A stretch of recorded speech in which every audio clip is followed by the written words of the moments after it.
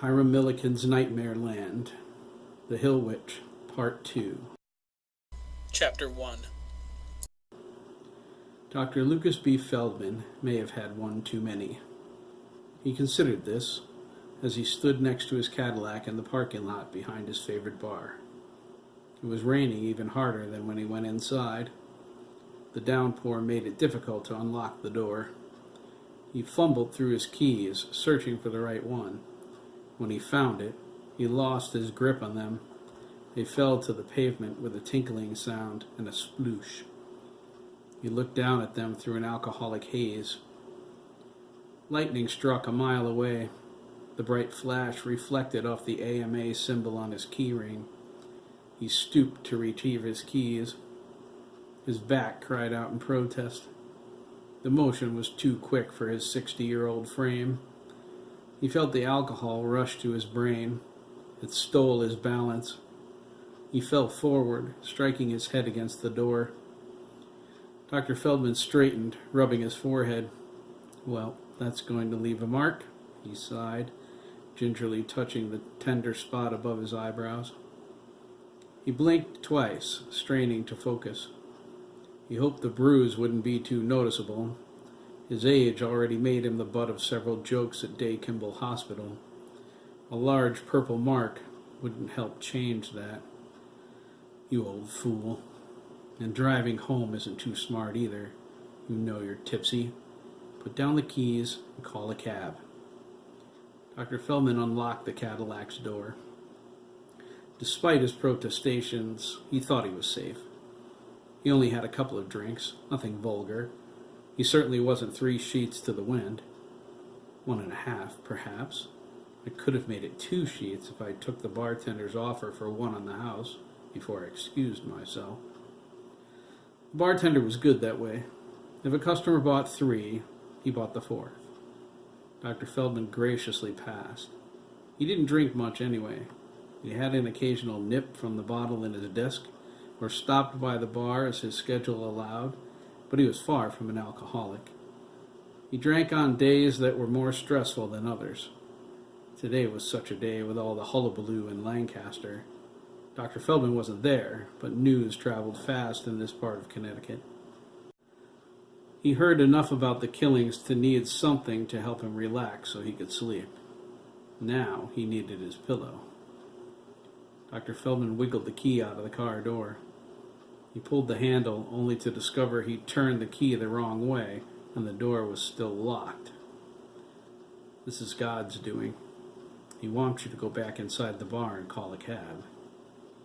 His frustration melted in the headlights of an approaching car. He was startled. It was a mile distant and closing fast. He prayed it wasn't a cop. "No, officer," Dr. Feldman thought. "I wasn't going to drive anywhere.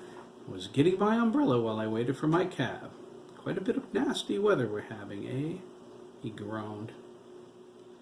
Dr. Feldman decided to wait until the car passed. If it was a police officer, he was going back into the bar for that drink on the house and the cab. It was the last omen he would endure. His residence was close. His position at Day Kimball Hospital required it. The cab ride would be cheaper than criminal charges. Dr. Feldman was the chief emergency room physician for the night shift. He was usually at work at this hour, nearly 1 a.m. With all the chaos at Johnson Memorial, Day Kimball's administration thought it best to have extra doctors on the day shift in case their colleagues needed relief. They hadn't. Dr. Feldman was called in early for nothing.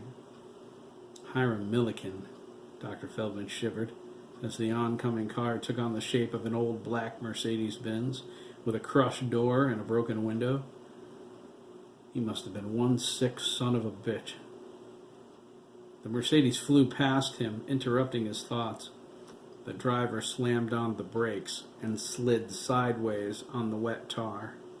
It skidded to a halt and wobbled twice before coming to a complete standstill. It sat there, the engine revving, its powerful motor surging. It was as eerie looking as the pale blue light radiating within. "What in the world?" Dr. Feldman began. His words caught in his throat. The car turned around and moved slowly toward him. Dr. Feldman backed against his Cadillac. He suddenly wished he'd got the door open after all. The Mercedes didn't stop until it was an inch away from his legs. Dr. Feldman stared at it fearfully at first, but then he got angry.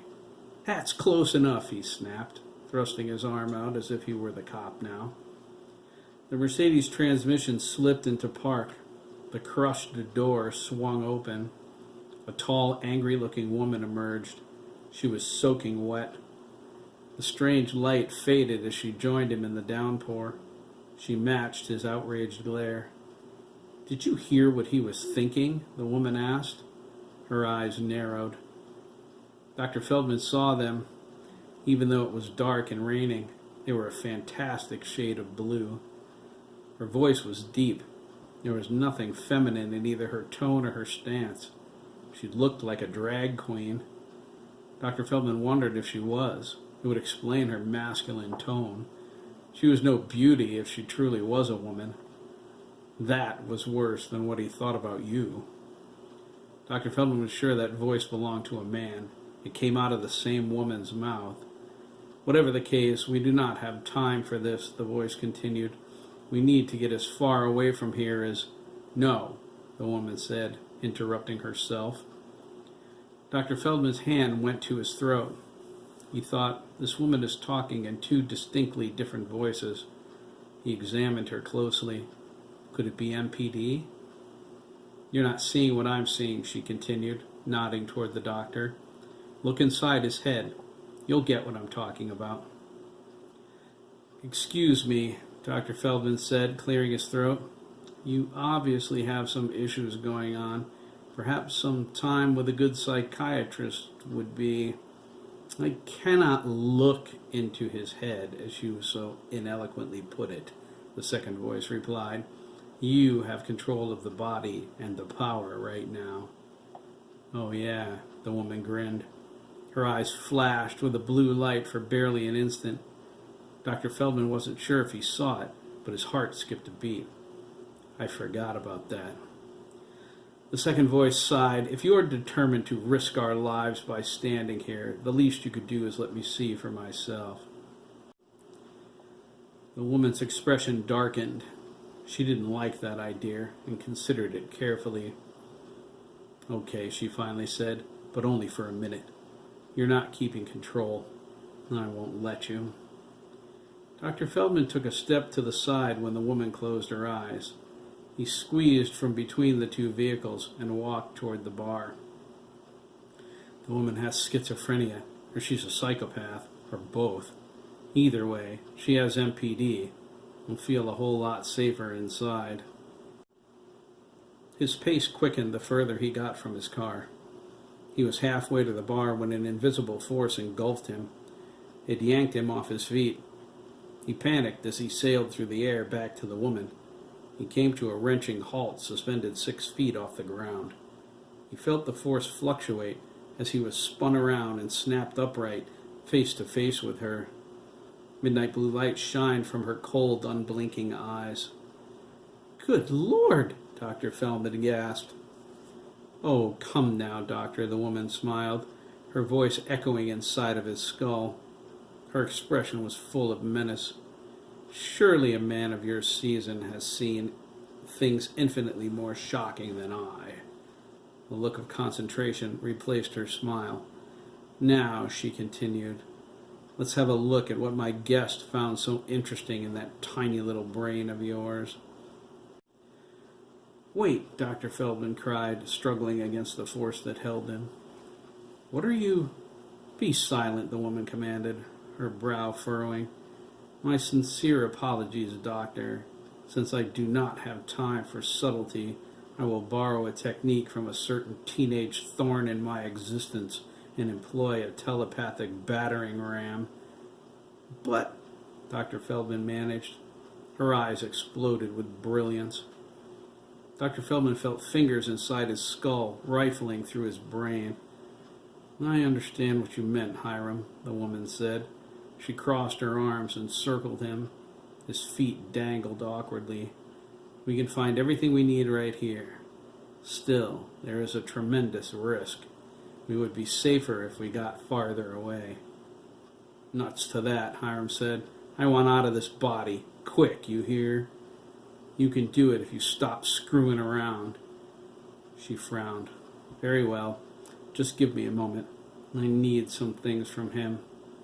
It's as good a plan as any. The woman nodded. She lifted the doctor's chin and locked her gaze on his fluttering eyelids. He was drooling. Dr. Jew, she said, I have half a mind to leave you as a nothing mongrel with an empty brain. It would arouse suspicion when they found you, however, and we cannot have that. Still, you will remember nothing of our encounter. You will get in your car, drive home, and go to sleep. You will not wake up until... You won't wake up, Hiram suddenly projected, overriding her control. Your heart's going to stop beating an hour after you're snoozing. The woman scowled. Have it your way. As if I give a damn about one more dead Judenschwein. She cut him loose. He fell to the ground and opened his eyes. He was kneeling in the puddle where his keys landed. He looked up at the tall woman, confused and a little embarrassed. Guess I had a bit too much after all, he said. Apparently so, the woman replied. He reached out, expecting a hand up. She turned and went back to her car. I will follow you home, doctor.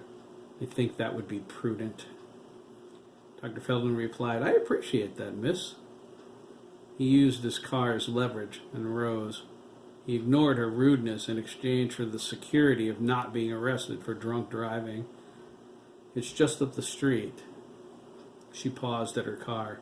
Yes, I know, she said. The big house on the lonely street with the 2-car garage. That's the one.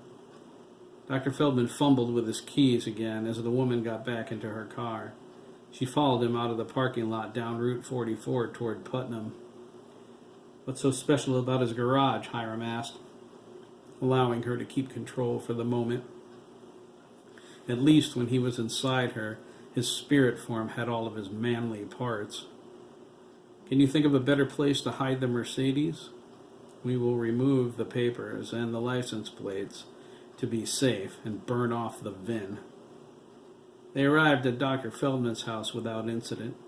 He put his car in the garage and opened the other door for the woman. She parked and closed the door, content to watch as he doddered around the house preparing for sleep. He paid her no mind, as if not seeing her anymore. When Dr. Feldman got into bed, the woman waited until Hiram's programmed deadline on his life passed. She watched from the doorway, her arms crossed as he took his last breath. It ends, she said, and again it has begun. She used his phone to call a cab. When the dispatcher asked for her destination, she smiled. Day Kimball Hospital. I am a doctor, after all. Her eerie laughter chilled the dispatcher.